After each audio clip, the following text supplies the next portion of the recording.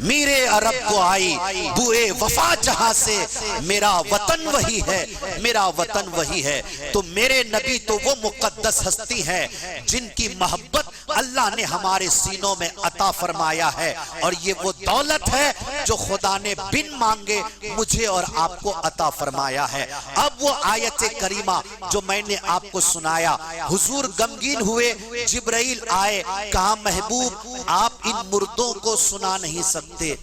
اب یہاں پر رک کر دونوں آیت کا آپ کمپرمائز کیجئے۔ ایک طرف کربلا میں امام حسین شہید ہو گئے ہیں، ہاتھ کٹ گئے، آنکھ نکل گئی، زبان کاٹ دی گئی، دھر اور سر الگ الگ کر دیے گئے، کئی بھالوں کے، تیروں کے، تلواروں کے، زخموں کے نشان آپ کے جسم مبارک پر ہے، ہاتھ کہیں اور ہے، پیر کہیں اور ہے، سینہ کہیں اور ہے، سر کہیں اور ہے۔ ہم پہنچے ایک میڈیکل فیلڈ میں سب سے بہترین پرفارمنس کرنے والے ایک سرجن کو لے کر کربلا کہ تم بتاؤ یہ جو کٹا ہوا ہاتھ ہے، یہ جو کٹا ہوا پیر ہے، یہ جو کٹا ہوا دھر ہے، یہ جو کٹا ہوا سر ہے، اس کو دیکھ کر اس کے نبض پہ ہاتھ رکھ کر تم کلیئر کر دو کہ ہم انہیں کیا کہیں۔ ڈاکٹر نے ابھی امام حسین کے عالم تصور میں ہاتھ پہ نبض پہ ہاتھ ہی رکھا تھا۔ اس سے پہلے کہ ڈاکٹر کچھ بولتا خود خدائے پاک فرماتا ہے وَلَا تَقُولُوا لِمَنْ يُقْتَلُوا فِي سَبِيلِ اللَّهِ أَمْوَاتٍ۔ اے ڈاکٹر تم ڈاکٹر ہوگے اپنی زندگی میں، تمہارے پاس ڈگریاں ہوں گی، تمہارے پاس سرٹیفکیٹ ہوں گے، تم نے پڑھے ہوں گے، لکھے ہوں گے، لیکن خبردار یہ کٹا ہوا کوئی عام انسان نہیں ہے، یہ میرے نبی کا نواسا ہے، فاطمہ کا لال ہے، علی کا بیٹا ہے۔ سنو تم کچھ کہو اس سے پہلے میں اعلان کرتا ہوں انہیں مردہ مت کہو، بل احیاؤن، کٹنے کے بعد بھی یہ زندہ ہے، الگ ہونے کے بعد بھی یہ زندہ ہے، زخم ہونے کے بعد بھی زندہ ہے، ہاتھ الگ ہونے کے بعد بھی آنکھیں نکلنے کے بعد بھی زندہ ہے۔ دوسری طرف اسی قرآن کی ہم تلاوت کرتے ہیں تو ابو جہل جو ابھی کٹا نہیں ہے، ابو جہل جو ابھی مرا نہیں ہے، ابو جہل جو ابھی دوڑ رہا ہے، جو ابھی بول رہا ہے، جو ابھی ہنس رہا ہے، جو ابھی میرے نبی کے راستے میں کانٹے بچھا رہا ہے، جو ابھی میرے نبی سے دشمنی کر رہا ہے، اس ابو جہل کے بارے میں قرآن کہتا ہے میرے محبوب اس مردے کو آپ سنا نہیں سکتے۔ اے قرآن میں حیران ہوں، ایک طرف چلنے پھرنے والے آدمی کو تو مردہ کہہ رہا ہے اور دوسری طرف کٹے ہوئے آدمی کو تو زندہ کہہ رہا ہے۔ اے قرآن پھر زندہ اور مردہ کا مطلب کیا ہے؟ ہم تو سمجھتے تھے کہ جو کٹ جاتا ہے، جس کا سر تن سے جدا ہو جاتا ہے، جس کے ہاتھ پاؤں الگ ہو جاتے ہیں وہ مر جاتا ہے، اور جو چلتا ہے، جو بولتا ہے، جو ہنستا ہے، جو کھاتا ہے، جو پیتا ہے، جو سوتا ہے، جو جاگتا ہے، ہم تو اسے زندہ کہتے ہیں۔ لیکن قرآن تم نے تو فلسفہ پلٹ دیا ہے، تم بولنے والے کو مردہ کہہ رہے ہو، بولنے والے کو مردہ کہہ رہے ہو، ہنسنے والے کو مردہ کہہ رہے ہو، رونے والے کو مردہ کہہ رہے ہو، دوڑنے والے کو مردہ کہہ رہے ہو، چلنے والے کو مردہ کہہ رہے ہو، اور دوسری طرف جو ہنستا نہیں، جو بولتا نہیں، جو کٹا ہوا ہے اسے زندہ کہہ رہے ہو۔ اے قرآن پھر زندگی اور موت کا مطلب کیا ہے؟ تو قرآن کہتا ہے زمین کے اوپر دوڑ لینے سے آدمی زندہ نہیں ہوتا، مصطفیٰ سے پیار کرنے سے آدمی زندہ ہوتا ہے۔ یہ ابو جہل دوڑ رہا ہے، چل رہا ہے، کھا رہا ہے، پی رہا ہے، مگر مردہ ہے کیونکہ اس کے سینے میں نبی کا پیار نہیں ہے، اور حسین کٹ گیا ہے لیکن زندہ ہے کیونکہ یہ مصطفیٰ کی محبت میں کٹا ہے، نبی کے پیار میں کٹا ہے، حضور کے عشق میں کٹا ہے۔ سمجھ میں آ گیا میرے نبی کے پیار نے ابو جہل کو مرنے نہیں دیا، اور میرے نبی کے نفرت نے، میرے نبی کے عشق نے حسین کو مرنے نہیں دیا، اور نبی پاک کی نفرت نے ابو جہل کو جینے نہیں دیا۔ زندہ ہو جاتے ہیں جو مرتے ہیں حق کے نام پر۔ اللہ اللہ، موت کو کس نے مسیحا کر دیا؟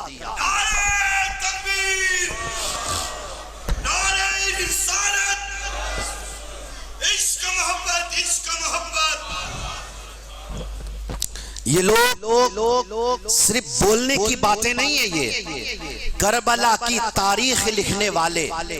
ہر ہسٹری لکھنے والے نے لکھا ہے کہ یہ کٹا ہوا سر جب نیزے پہ رکھا گیا اور ابن زیاد کے دربار پہ لے جایا جانے لگا تو یہ کٹا ہوا سر اگر میں کہتا کہ زندہ ہے، آپ کہتے کہ زندہ ہے، تو زمانہ انکار کر سکتا تھا، لیکن یہ کہنے والا خود خدائے پاک ہے۔ اب جب خدا کہہ رہا ہے تو دلیل بھی تو بڑی مضبوط کی ہوگی نا۔ میں کہوں گا تو کتاب سے دلیل دوں گا، اور اللہ جب کہے گا تو دلیل دیکھیں۔ یہ کٹا ہوا سر جب نیزے پہ رکھا گیا، ابن زیاد کے دربار میں لے جایا جانے لگا، تمام دنیا نے اپنی آنکھوں سے دیکھا کہ کٹا ہوا سر قرآن پاک کی تلاوت کر رہا ہے۔ باضابطہ قرآن مقدس کی تلاوت کر کے حسین نے بتا دیا، سنو کائنات میں وہ اللہ کے راستے میں کٹنے والا شہید ہی ہوتا ہے جو کٹنے کے بعد بھی مرتا نہیں، زندہ ہو جاتا ہے، زندہ ہو جاتا ہے۔ زندگی کا ثبوت حسین نے نیزے پہ چڑھ کے قرآن کی تلاوت کر کے دیا ہے۔ اب ذرا ایک اہم بات میں آپ کو اور بتا دوں، وہ اہم بات یہ ہے، میرے نبی کی ایک حدیث شریف ہے، حضور فرماتے ہیں جب کوئی بندہ اللہ کے راستے میں شہید ہوتا ہے تو اس کو چیونٹی کاٹنے سے بھی کم تکلیف ہوتی ہے۔ ہم کو تو لگتا ہے نا تلوار سے وار ہوتا ہے، بھالے مارے جاتے ہیں، نیزے کھوپے جاتے ہیں، تیر چلائے جاتے ہیں، کتنی جو تکلیف ہوگی، کتنا جو درد ہوگا، کتنا جو تڑپے گا۔ آپ آؤ نا، عشق کا میدان نرالا ہوتا ہے، محبت کی دنیا بڑی انوکھی ہوتی ہے۔ حضور فرماتے ہیں جب کوئی بندہ اللہ کے راستے میں شہید ہوتا ہے،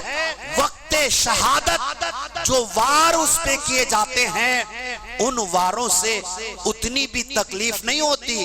جتنا چیونٹی کاٹنے سے ہوتی ہے۔ اب سوال پیدا ہوتا ہے، یہ صرف ایک بات ہو گئی، حضور نے فرمایا میرے نبی کی ہر حدیث پر ہمارا ایمان ہے۔ میرے نبی علیہ الصلوۃ والتسلیم نے فرمایا یہ بات ہم نے سن لی، اب سوال پیدا ہوتا ہے یا رسول اللہ ہم تو دیکھ رہے ہیں کہ شہید تڑپتا بھی ہے، ہاتھ پاؤں کاٹے جاتے ہیں، نیزے کھوپے جاتے ہیں، تلوار چلائے جاتے ہیں، تیر برسائے جاتے ہیں، اور چیونٹی کاٹنے سے کم تکلیف ہوتی ہے۔ گنبد خضرا سے آواز آتی ہے، سنو اس سوال کا جواب چاہیے تو قرآن پڑھ کے دیکھو۔ قرآن مقدس میں کہاں پڑھیں؟ 12 نمبر 12 سورہ یوسف کے اندر اللہ تبارک و تعالیٰ نے ایک آیت ارشاد فرمایا، جب مصر کی عورتوں نے زلیخا پر الزام لگایا تھا کہ تم ایک غلام پر عاشق ہو گئی ہو، ایک غلام پر فریفتہ ہو گئی ہو، ایک غلام پر دیوانی ہو گئی ہو، تو قرآن پڑھ کے میں آپ کو سنا رہا ہوں۔ قرآن میں ہے حضرت زلیخا نے اس طرح بکنے والی تمام عورتوں کو اپنے گھر میں بلائی، بلانے کے بعد ہر عورت کے ہاتھ میں ایک ایک لیمبو اور ایک ایک چاقو دی۔ یہ قرآن کی بات ہے، یہ کسی مولوی کی بات نہیں ہے کہ آپ سنیں اور اگنور کر دیں۔ جتنے بھی جماعت کے لوگ ہیں ہر لوگ بڑا توجہ سے اس جملے کو سنیں۔ قرآن پاک گھر میں آپ کے بھی ہیں، ذرا کھول کر دیکھ لیجئے گا کیا لکھا ہے۔ سورہ یوسف کے اندر ہے سب کے ہاتھ میں ایک ایک لیمبو اور چاقو دیے۔